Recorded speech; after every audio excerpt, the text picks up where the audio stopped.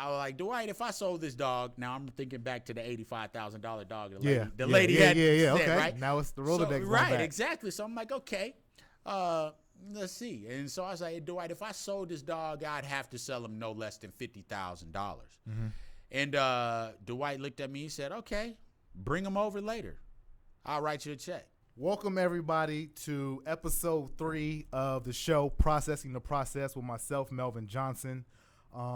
We have an exciting guest here today. He's definitely going to explain himself on who he is, what he does. So please, without further ado, please, Manuel, explain to everybody who you are. And like I said, again, please let everyone know your clientele, the work that you've done. Please explain that in detail. And if at any time you have been gun shy about flexing and letting everybody know your clientele, where it's like, I don't want to let everybody know. Like, right. At this time, please let everyone know what it is, what you do, and who you've done it for. Cool, man. I appreciate it, man. And like I said, can't thank you enough, for inviting me here to tell my story and talk about our business.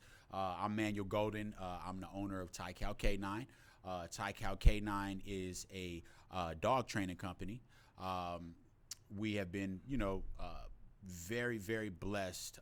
These past few years, we've really grown tremendously to become kind of a household name when it comes to dog training.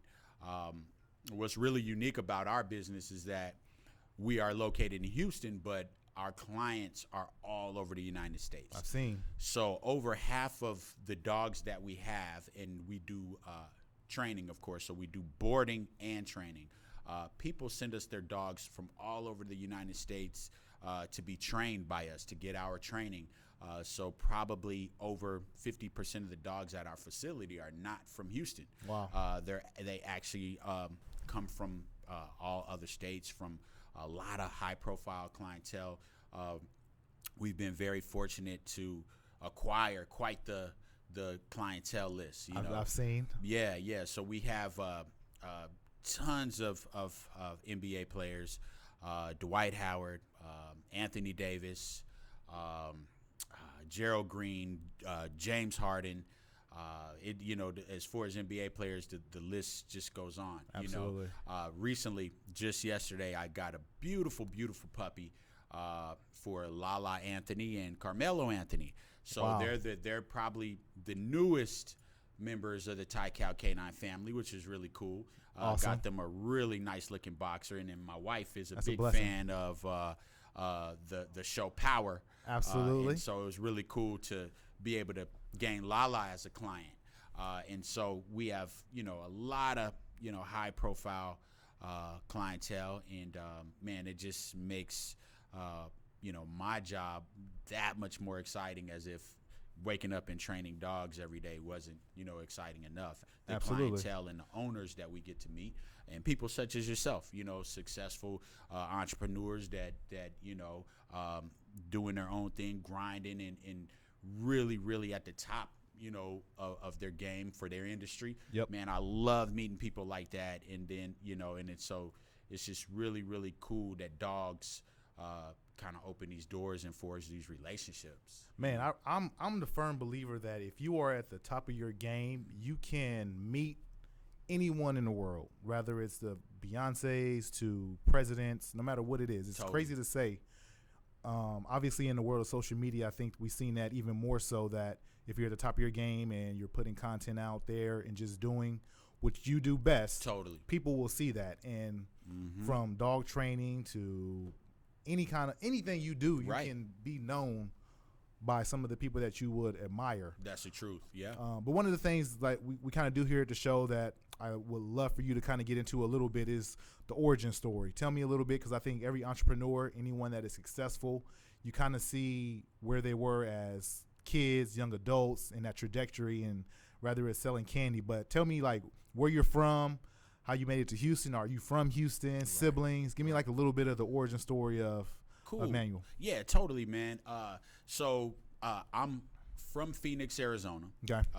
Phoenix is my home. My mother, my family still lives there, everything. But I was raised by my mom solo, right? Like, to this day, it's crazy. To this day, I've never seen my mom with a man.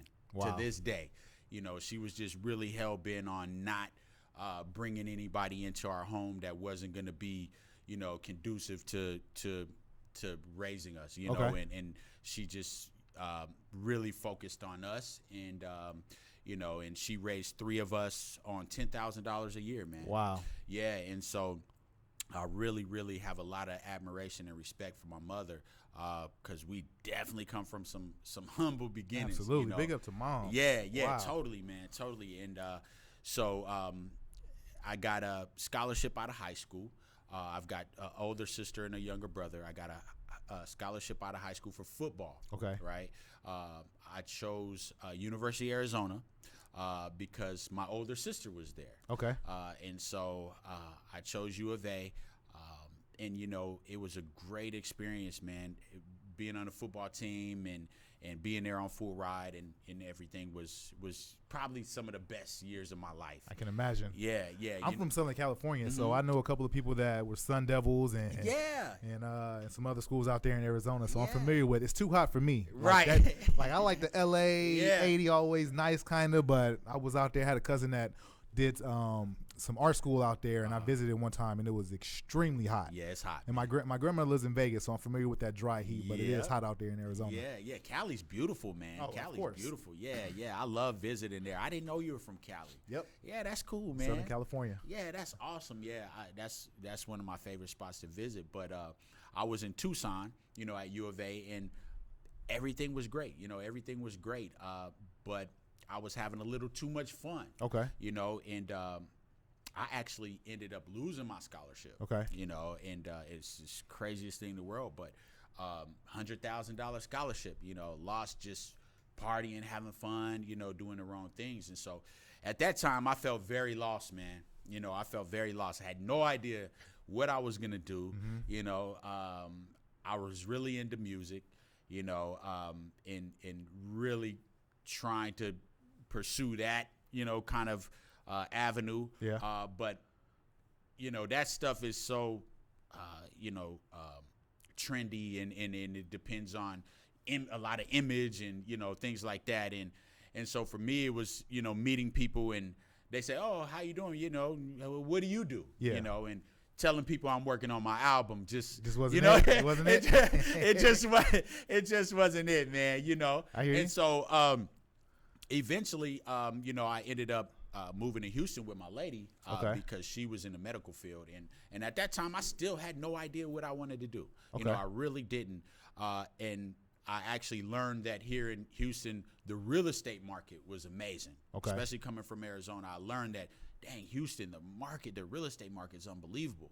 And so it still is pretty good. It is, and it's one of those places where it's always good. Absolutely. And so I got my real estate license. Okay. And it wasn't anything that, I didn't love real estate or anything like that. I just felt like if I told somebody I was a realtor, they had to respect that. Perfect. You was looking for the respect and the notoriety, and just being able to say, I'm doing something with my life. This is what I'm doing. Other than passing out demo tapes. Exactly. Understood. And I felt like that was a field where it wouldn't matter who it was. Like you were saying, if you're on the top of your game, it wouldn't matter who it was. If I said I sell real estate, they would have to say, oh, okay. Yeah. And so I also like the freedom of being an entrepreneur in the sense of I'm my own boss. Gotcha. You have of course a broker and stuff, but what you make is up to you. It's definitely a field where it's commission sales, and if you go out there and hunt, then you're gonna be successful. And you can. How long were you in the real estate? Man, how long did that last? I did real estate about probably about a good 5 years. Okay. And that was a good amount of time. Yeah, and I did very well. 1 year I was the top salesman in my office. No surprise to me. Yeah, I appreciate that. And so it was something I liked. I really did like it. But I wasn't passionate about it. Gotcha. But it made money. Okay. And like I said, it was a respectable kind of profession. But then we all know what happened with the real estate market a while back. 2008, 2009-ish. Here in Houston is where it hit. Totally. And, man, it hit hard, know. And all of a sudden I was back to, dang, I've got to make some money. And real estate is dead right now. Super tough.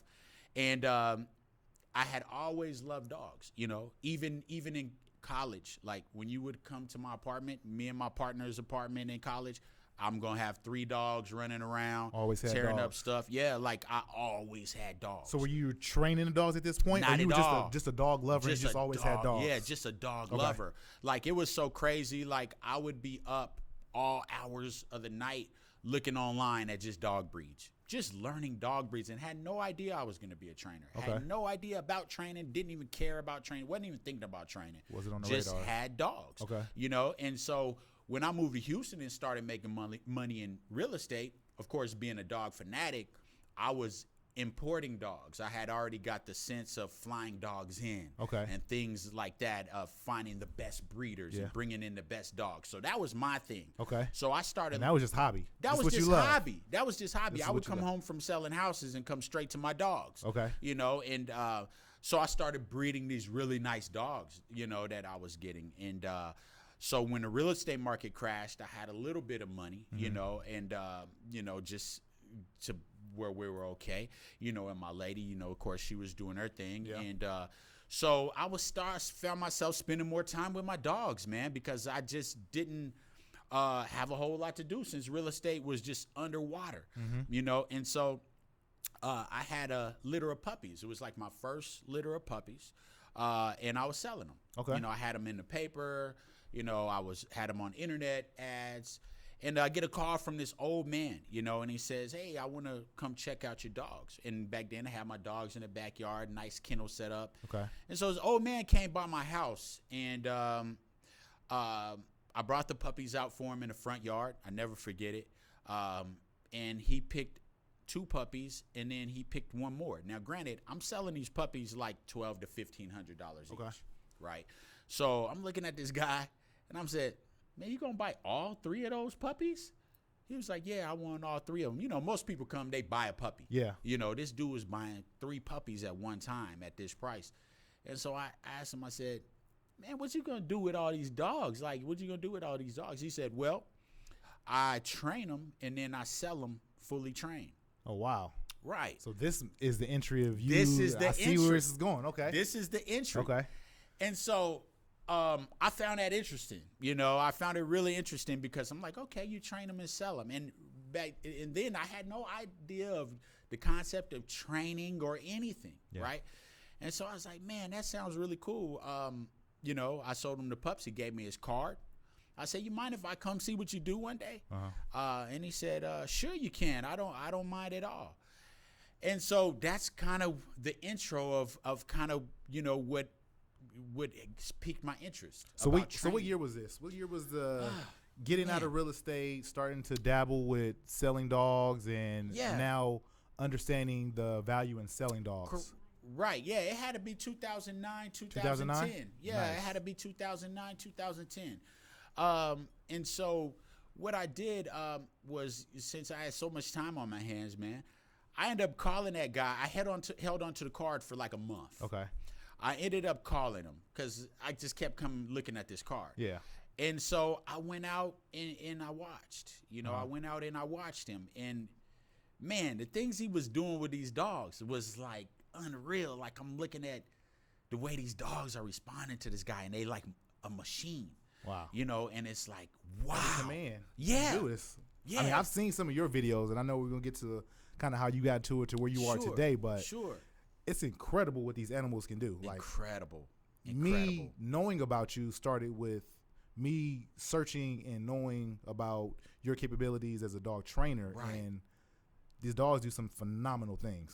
Man, they do. It's unreal to kind of realize what they're capable of. Because a lot of people have a pet. They'll be in the backyard, in the house, or whatever, but they don't realize that you can teach a dog to wipe his feet before he go in the house. Or, you know, you can do sport and compete with a dog to a high level and get titles and trophies and things like this because these dogs are so capable. You saw recently one of the dogs end up apprehending and getting one of the leaders of ISIS, right? Of ISIS. Correct. Yeah. Just seen that. Yeah. And so to think that you can train dogs to do this, you know, and then I'm seeing this for the first time with this guy, and I'm like, wow. You know, it just blew my mind. And he was doing protection work. Okay. Right. In protection work, of course, you're teaching the dog to protect, to bite on command, etc. Where to bite, how to bite. Where to bite, okay. how to bite, all those things, right? And so he had a guy there that was in the suit that the guy gets bit in, the bite suit, right? And he's doing some bite work, which I thought was even more impressive because he can tell this dog to bite. He can tell this dog to let go. He can, everything on command. And so he's having the dog bite this guy, and I guess the guy he was working with was a newer kind of, we call him a decoy. The guy in the suit is a decoy. Yeah. He was a newer decoy. And so the decoy made a big mistake, and the dog ended up biting the decoy in the face. Yeah, it was ugly, and it was ugly. You were there for that. I was there. Wow. My first day watching. It was ugly, and so this decoy was extremely upset, as you can imagine. Yeah. Right. He was extremely upset, and he was like, "Man, I'm done with this." Like, he took off the jacket, slammed it down, slammed down the pants. As you can imagine. Yeah. Oh yeah. You just got bit in the face by a dog, and I'm over there with my eyes wide, like silver dollars, oh my God, like this is crazy. And so after everything calmed down, the old guy, and I'll call him the old guy for now, but the old guy came and to me and was like, "Man, I'm sorry you had to see that. Like, but that's the reality of what we do." Yeah. And he was like, it'll be tough for me to do any protection work for the next few days because I don't have any decoys. And I told him right then, I said, "Hey, man, let me put that jacket on." So before we continue, which is where most people I think needs to stop, you just saw a man get his face bitten. Right. And you said, you know what? For whatever reason, whatever you thought this could lead to, you said, I will jump into this suit and be that decoy for you. Right. Why? I was extremely excited about what I was seeing. I was extremely excited about what I was seeing, and it felt really right. Gotcha. As strange as it may sound, it felt really right. It doesn't sound too strange, but if this something is a passion and you love it and it doesn't feel like work, right, then it only sounds natural to want to just jump into it, no matter the danger level that a person like me hearing the story is like, I'm not doing anything but going to my car and going home. But for you, it was, I'm still in this. Yeah. This is exciting to me. Right. I want to learn more. Totally. And so, of course, he was apprehensive because he's like, "Man, you don't know what you're doing. Yeah. You just saw a guy get bit in the face." And for me, I'm like, let me try it. Just let me try it. I want to see what it feels like to get bit in that suit. Let me try it. And he's like, "Okay, I'll let you feel what it feels like." Okay. He said, "I'm gonna do it really safely." He said, "I'm gonna have you hold your arm like this," and he let me put on the suit. And he said, "I'm gonna let the dog bite you right here." And it was a really safe. Now that I really know, it was a really safe bite. You know what I mean? And I said, "Yeah, I want to feel what it feels like," you know. And so he let me get bit by the dog. And after that day, I stayed with him for the next 2 years, every day, rain, snow, heat, whatever. No matter what. Every day from that day, I was there with him every day. I love it. Question. Were you getting paid by him at this time? Were you working for free? Was it, I'll do this, you can do this for me? What was the arrangement that you guys had set up at that point? That's a great question. So I didn't get paid one dime for the 2 years that I stayed with him. Wow. Not love one it. dime. I love it. Not one dime. This shows that it was all passion for you. You wanted to learn and to know that you were there for 2 years. And I'm married for 8 years now. Right. I can only imagine if I went to my wife right now and said, I'm going to do this for 2 years, or at the time, I'm not sure if you knew it was going to be 2 years, but you took a leap of faith. Obviously, she had to take a leap of faith and say, this is a passion. I can see it in his eyes. He's excited when he comes home. Right.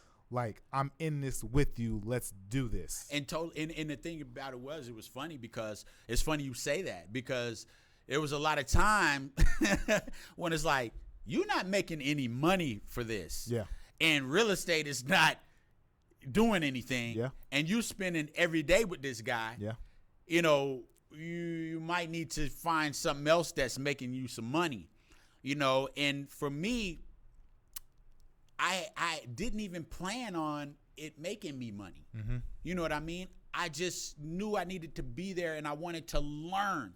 It wasn't about, I'm going to learn this and go make money. Yeah. It was just like, I enjoy this and I want to be here and I want to learn as much as I can. When I looked at him, it was like, I want to know everything he knows. Everything. That's what it was. So you were still doing real estate during the day. Right. At night, whatever free time you had. You said every day, so I'm sure at any time you had free, you was gone. Let me feed the dogs, train the dogs. Totally watch, and that's a big thing. I just watch him. Sometimes I would go there and he'd be working with a client. I would just watch. Eventually, I learned the suit well enough. Mm-hmm. He taught me, a lot of people don't realize being in that suit is so much more than just getting bit by a dog in a suit. You, in essence, are training the dog when you're in the suit. Mm-hmm. There's a lot of detail that goes to working a dog while you're in the suit. And even learning that intrigued me even more. Mm-hmm. So I'm like, you mean I'm not just standing here getting bit in the suit? And I learned there was so much more than that, which really intrigued me more. And then I learned that he competed in sports to where you make the dog bite the guy and Mm-hmm. make the dog have to listen and make the dog. And he competed in these sports. And then to learn that there's hundreds of people that watch you while you're on the field getting judged by a judge and all that. And I'm like, oh my God, this is a whole society of this stuff. Yeah, you was open. Right. Man, this is crazy because I love it. I'm not shy about it because I listen to a lot of Gary Vee, who's an entrepreneur that says a lot of things. And one of them is people should work for free, and working for free is never a bad thing. You should look at it as a good thing. And that's something that you did not knowing a Gary Vee, or you was just picking up information, doing something that you love. Right. And I've interviewed some other people in the same thing, working for free. So there's a common pattern. Obviously, the show is called Processing the Process, right? Breaking down your process. Obviously, at the beginning, we talked to a lot of big names that people are people's heroes, and they want to meet just to stand next to and get an autograph, get a picture with. Totally. And you're running in those circles, but your process started long ago when you're working for free, right? As you're saying, learning every little thing about what it is you do today, right? Rain, heat, whatever the condition, you was out there doing that. Right. So what was a turning point to where you said, at the end of that 2 years, to where I'm assuming maybe this is where you started your own thing or started to do your own thing? Talk to me, how did that come about? How did that transition happen for you? So now, like I was saying, I'm really good in the suit. I'm helping my mentor work clients and things like that. And so this is all when I'm still not even thinking that this is what I'm going to do for my life. It's just still not thinking that I'm just loving it, right? And it's amazing. And so I went on a house call with my mentor. Okay. Right. I went on a house call with him. We met this old couple, sweetest old couple you'll ever meet. They had to be in their early 70s. Okay. What they told us when we got to their home was that they had been burglarized. Well, I should say home invasion. Some guys had actually tied them up, beat them with a gun, and robbed them. Yeah, robbed them. And so being an older couple, they told the police, we don't really want to have to use it. We don't want to use a gun. What can we do to protect ourselves? The police told them to get a dog. Get a dog. Right? Get a dog. There's still the number one crime deterrent there is a dog at home, right? And so being afraid and they were very wealthy, they went online and looked up fully trained dogs. They ended up getting a Belgian Malinois, which is the dog we were talking about. Yeah.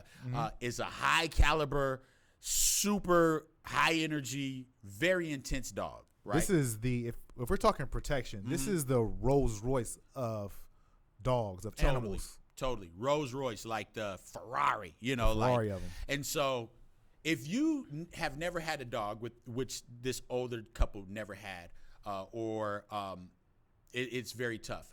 Put it to you this way. If you never shot a gun, that's like me handing you an M16. Gotcha. Right. Totally understand. Right. Which is why they called us. Because they're like, the company we got the dog from came and stayed with us for a weekend, but we still don't know what we're doing with this dog. Way too much dog. Yeah. And so that's why they called my mentor, and I went on the house call with them because they're saying, you're here in Houston, can you help us? and long story short, the lady gave me the business card for where they got the dog from. She said, yeah, we bought this dog for $85,000. Wow. I kind of scratched my head. I said, because like I said before, I had bought some dogs for pretty expensive puppies. Yeah. I said, $8,500? She said, no, we spent $85,000. And I said, oh, man, this lady been through a lot.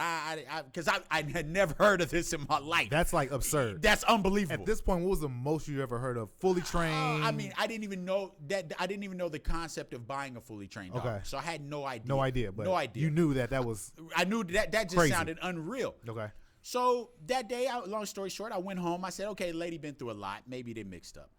I went home and I took the business card home, and I got online. And I looked up the website to where they had gotten this dog from. And Mel, sure enough, I looked through the sold link on their page. Yep. Sold 85,000, sold 65,000, Wow. sold 75,000, sold 40,000. All the list of sold dogs that they sold to people. So at this time, is it safe to assume on my part that this is when your entrepreneurial light went off and said, oh my God, there are people paying thousands of dollars and I'm breaking my back, but I can do something I'm loving, quit this little side gig, because at this time, real estate had to be a side gig for you. Totally. I'm going to trash this and go all in on this based on what you just learned after researching that company. Ding, ding, ding, ding. Awesome. Yes. So when I saw that, I was like, I know what I'm doing for the rest of my life. Bingo. I know what I'm doing for the rest of my life. Because for one, the dogs that my mentor was training was just as good as the dog that this old couple had bought for $85,000. Gotcha. So I'm like, we can do this. Yeah. We can do this. And so what I figured is that it's probably a lot of marketing, things in my real estate experience has started to kind of kick in. Yeah. Marketing your business and things like that. Real estate really helped me with stuff like that. And so I'm thinking, hey, this is something I can do forever and really make the living that I've always wanted to make. But the thing about it was I was never in it for the money in the first place. It just happened to be, wow, this can be, because I was doing this for free for 2 years. Yeah, you wasn't. They wasn't even thinking about that you could even make this kind of money. Yeah. My thing towards the end was, if I'm able to train dogs and be happy every day and wake up happy every day, that's enough for me. It wasn't even really thinking about making a certain amount or whatever. It was just, if I could do something I really like to do and be happy in life, then that's good enough for me. That's all you needed. Yeah, if I can make $50,000 a year and work with dogs every day, I'm good with that. Yep. Because the peace of mind and enjoying what I do every day. Happiness. Like, you was just That's happy. it. Like, it wasn't a money. It was just being happy and enjoying life. Enjoying life, because I was doing it for free, Mel. I was getting bit. Yeah. Back then I had been bitten in the face. Yeah. I had been bitten in the hand. I had been bitten in the leg. And I was still going every day, and enjoying and loving it and not missing a beat. I'm going back to training with stitches in my face. Yeah. Wow. The next day. So it was truly a passion.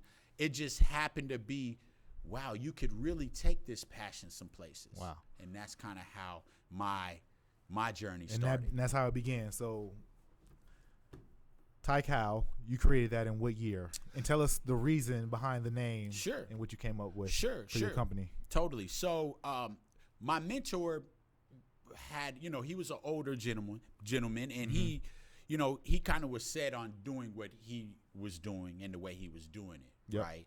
I can imagine. Yeah. And for me, I mean, he's got to be almost 80 now.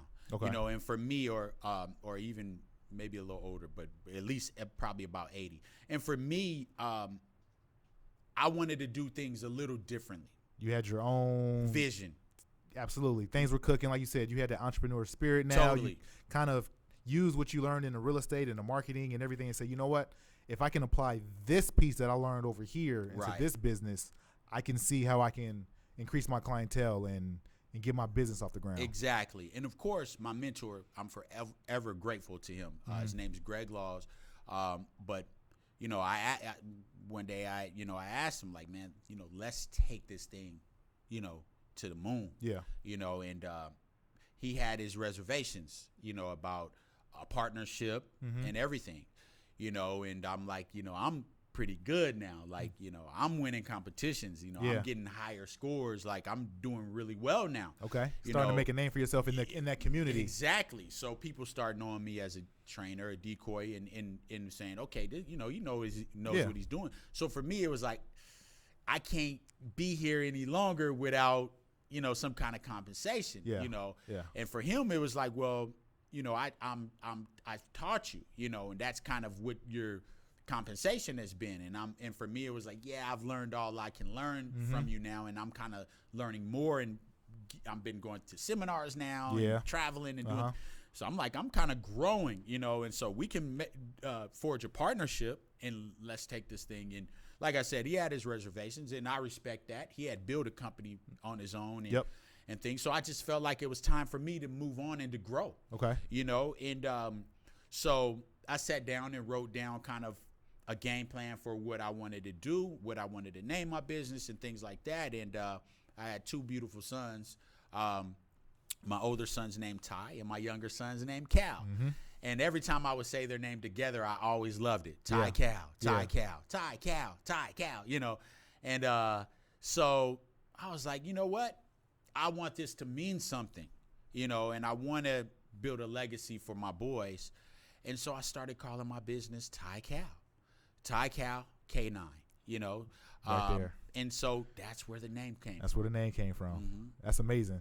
And family, obviously the family's involved, and, you know, from some of the posts that I see your sons kind of out there with you a little bit. Oh, yeah. Which is a blessing, I can imagine, to be able to obviously have their name in the business, but to be able to work with dogs, and I'm sure they have a love of animals the same way that you do. Oh yeah. We drive the mom crazy because man, we always bringing home something. Really? You know, exotic animals. I mean, we got pythons, we got lizards, we got, you know, everything. A little bit of everything. And that's kind of like me and my son's thing, you know, my boys. And so it's such an amazing feeling to walk into the facility with them, and they running around with the puppies, and to know that this is theirs. Yeah. You know, this is theirs. This is something that I've built, you know, for my family. And, absolutely. And it's a great feeling. And to know that I'm doing something I love to do. Every day. Waking up every day. And sometimes I wake up and I'm working with someone's dog. You know, I may get Anthony Davis's dog out, and I'm looking around like, dude, you training with Anthony Davis's dog, and this is your life for a living. Yeah. You know, and it's just an amazing feeling to be able to do that. So tell me, obviously I know the first couple of years prior to you training and learning and getting to the point to where now you want to jump off that ledge and start your own thing, create your own legacy. Right. How was, and how is, I should say, the day-to-day process? I would say in those beginning years when you first launched, now it's Tical Canine. Right. You're on your own. You got to make a name for yourself. What was your days and morning like for the first year or 2 years? Like, what were you doing that you knew, like, this is what I have to do in order to get to where I think this business can go? Or was you thinking like, wait, was it just, let me just do one or two things here and it just grew naturally? Or did you have a game plan as to where you are today in 2019? You know, man, that's a great question, because I started very humbly, very humbly. Like, clients I would meet, like, say if you wanted me to train your dog, I would come to your house, or I'd either meet you in a park near your home. Right. I didn't have any facility, nothing like that yet, you know. And so I was going to dog parks, handing out business cards. I would be out with my dog at parks training, and people would approach me and say, hey man, your dog is really well trained. You know, I would give them a business card, and I would meet people at their homes or a park nearby them, or a park that I used to train at. People would come there. So you're almost hand-to-hand combat, in my opinion. You're handing out cards. Like, you're just trying to be seen and just be out as much as possible to get people to know that this is what you do full-time for a living. Right, totally. You know, and so just handing out cards and flyers and things like that while people see me training with my dog. So, of course, my phone's ringing, you know, here and there with people that want dogs trained, and so I was making some money. You know, Okay. I was doing pretty well. But really, my big break to really catapult me happened when one of my partners I used to train with, his name is Grady Hines. He actually had a realtor or a girlfriend who was doing high-end real estate. Okay. And she actually was trying to find a home for Dwight Howard, Okay. the NBA basketball player. Okay. When he came to Houston. When he first came. When he first came to Houston. What year was that? That was 20. You know that 14, 13, something like that. Okay. Something like that. Yeah, yeah. I remember About because 13, 14. He came to Houston. Okay. Right. And so what happened was he had dogs, and the realtor, which was my buddy's girlfriend, was telling him that he needs a trainer for these dogs. Mm-hmm.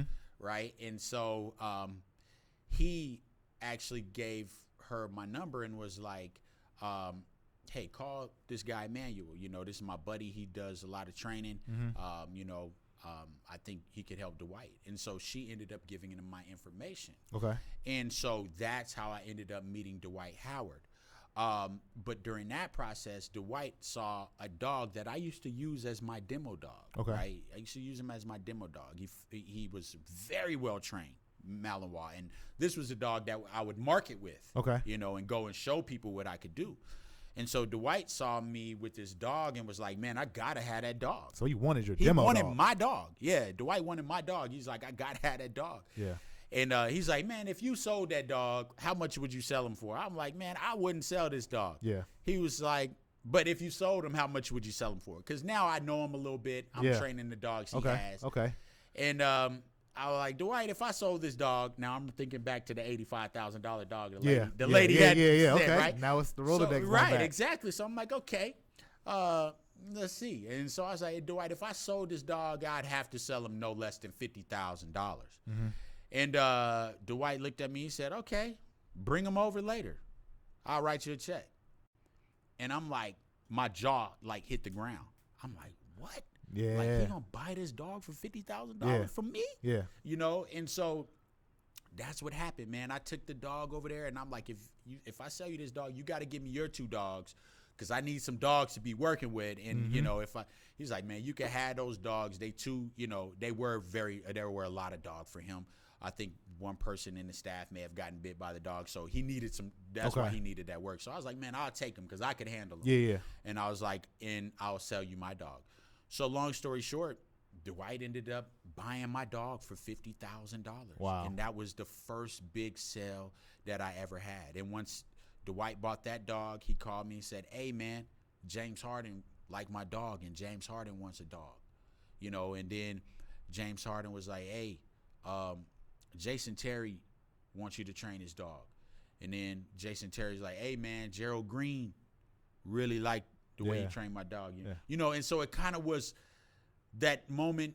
Just that, like started to catapult. Like that's when that was it. The trajectory and just everything just took off. Right. Which is amazing because I came across your information through, I can't remember exactly, but it was on Instagram, obviously, where a lot of things you can find now on Instagram and people putting out content. Right. And came across the page, was like, look through past stuff. Right. So for me, the way that I do stuff, I do a lot of research. Whether it's going to a restaurant, you look at Yelp reviews or whatever it is. Like you always like to see, okay, they say he's good, but I want to see if he's good. So for me, I did a lot of research, and thank God, I'm not sure if this is just your marketing genius for you, but you had all of your training online that I can see. It's like, oh, they train. Like they going to work. They putting work in. Right. And because at this time I had just got a Roddy, Rottweiler Raider.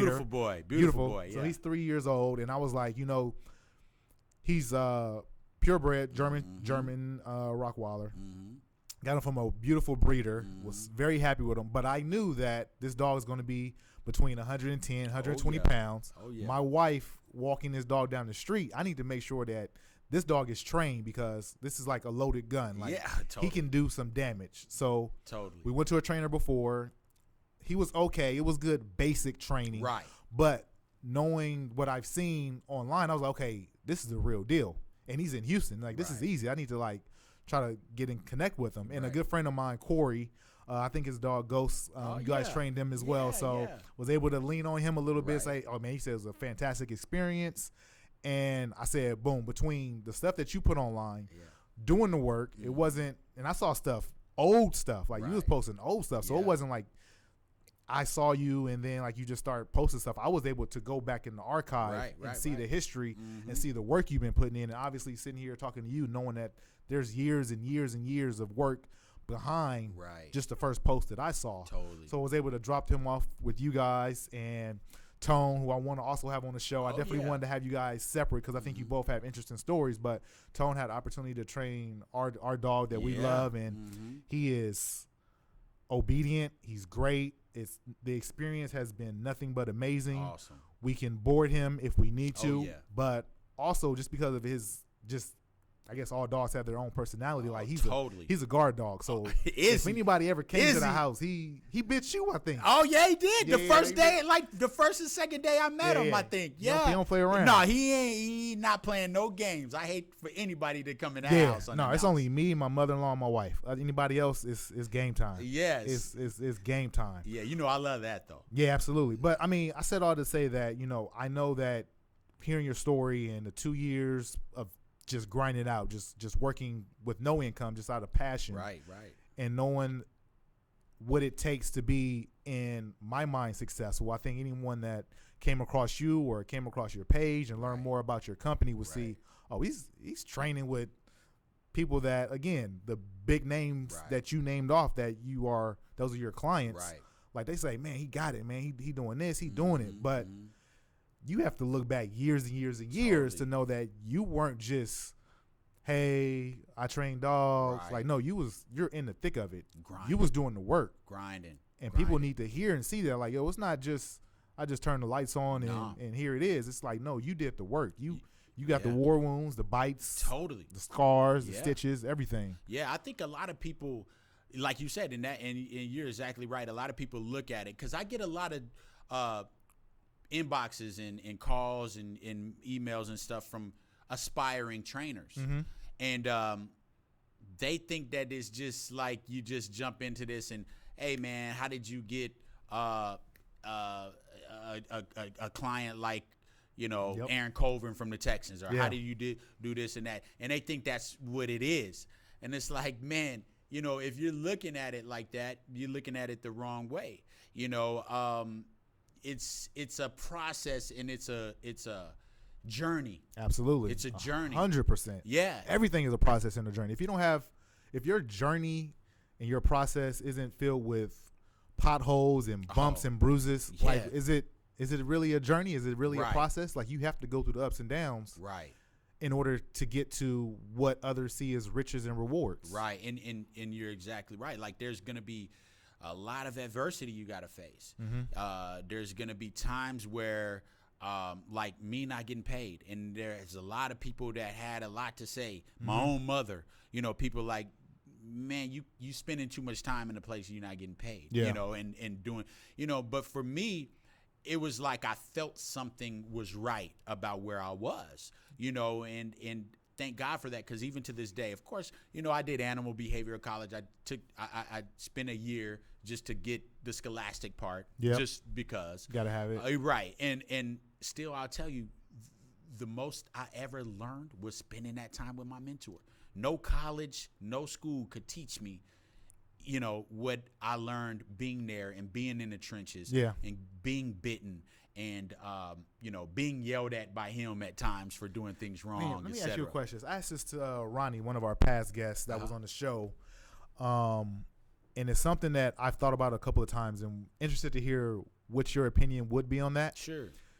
You were working for this guy for 2 years for free. Right. And you, at this point, I'm sure you knew it then, but you knew at this point that value.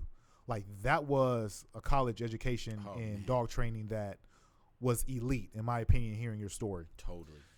Do you foresee at any time in the future, whether it's when your kids grow up in the next 10, 20, 15, 20 years, to where someone would have to pay you to do what you did for him in, let's call it 15, 20 years?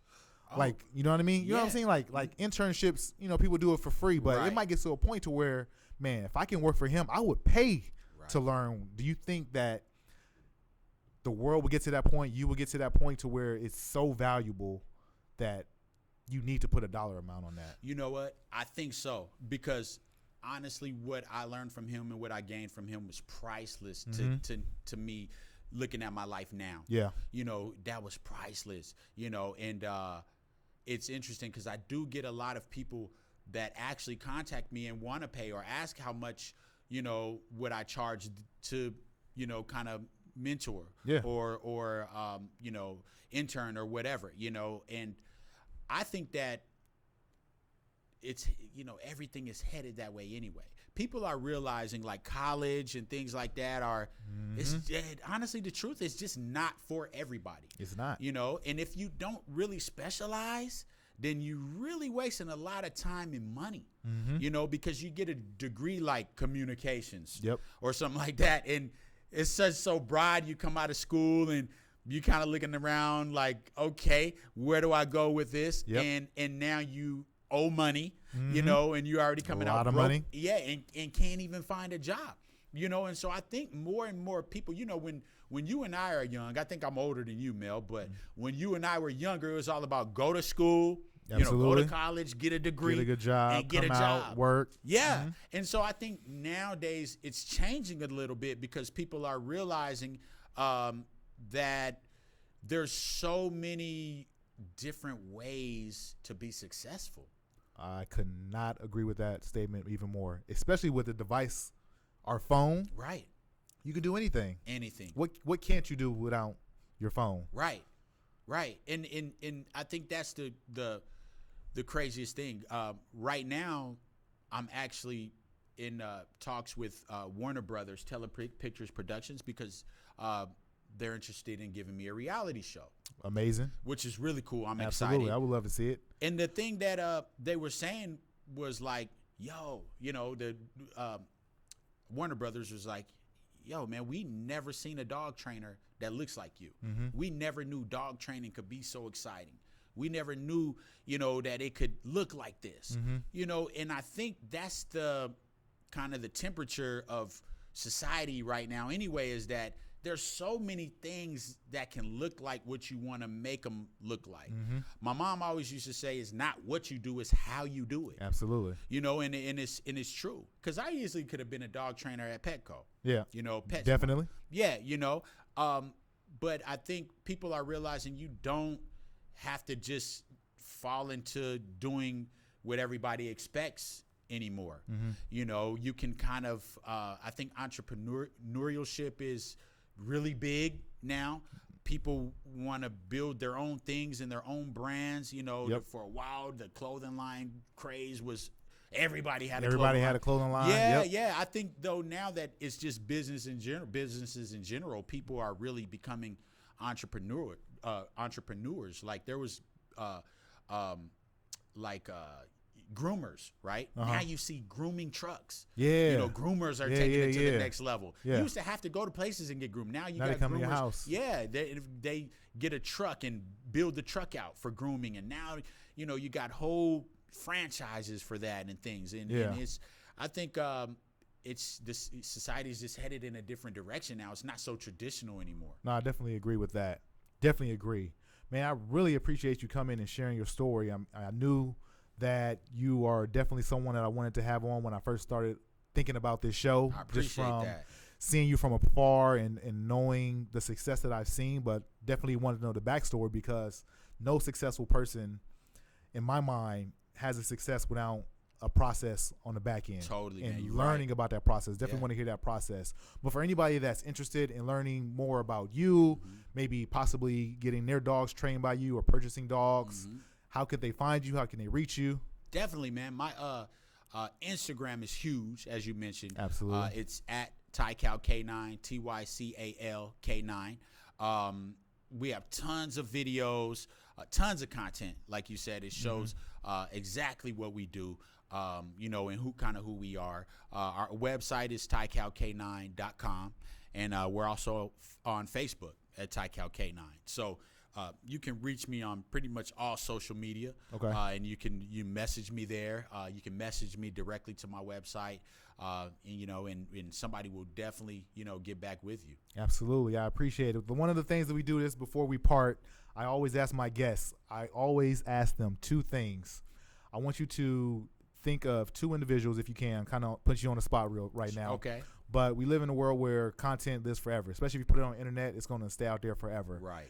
And I like to put out good vibes and good things. Is there a person, professional and personal, obviously I know in your world that kind of goes hand in hand for you, but is there anyone out there that isn't on your radar now that you just want to meet professionally or in business?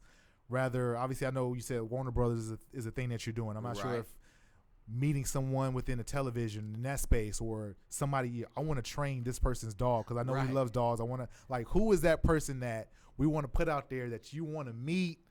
And we're going to throw it out there because we don't know who's going to see this. Somebody might see this or hear this and be like, oh, that's my cousin, that's my aunt. They might DM you, say, hey, that's my aunt. I'll cook you guys up right now. Who's that one person that you kind of want to?